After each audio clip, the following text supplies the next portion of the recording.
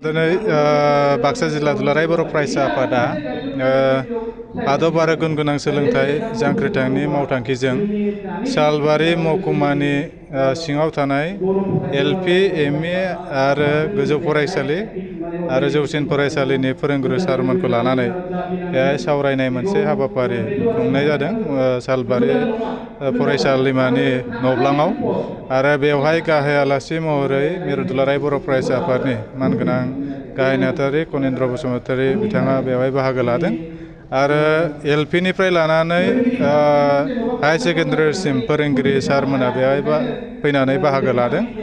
दुलाराय बर' फरायसा आफादनिफ्राय जे आदब आरो गुन गोनां सोलोंथाइनि मावथांखि बेखौ फोसावनायजों लोगोसे जिहेतु फोरोंगिरि सारमोना फोरोंगिरि मेडाममोना जिहेतु बिनि बिबानगिरि बिथांमोनाबो साफा साफा माने गुन गोनां सोलोंथाइ होनायनि जिहेतु बिबानखौ मावफुंबाय थादों।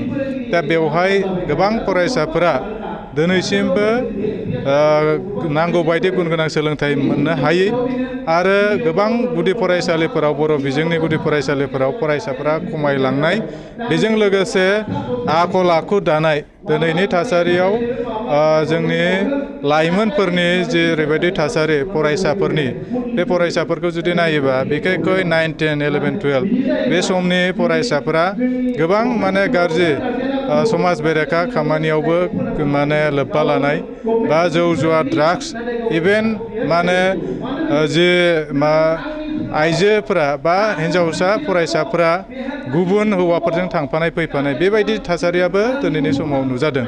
दा बेनि थाखायनो बेखौ बोरैहाय समाधान खालामनो हायो बेखौ बोरैहाय होबथानो हायो जोङो दुलाराय बर' फरायसा आफाद गोजायै बेखौ हाफुंनाय नङा।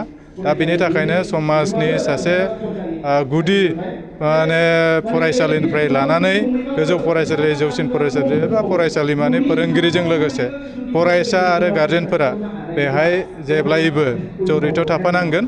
बेजों लोगोसे बाक्सा जिल्ला दुलाराय बर' फरायसा आफादा फैबाय थानाय समाव आगस्ट दाननि समाव फरायसाफोरजों थांनानै फरायसालियाव सावरायनाय बे हाबाफारिखौ लादों।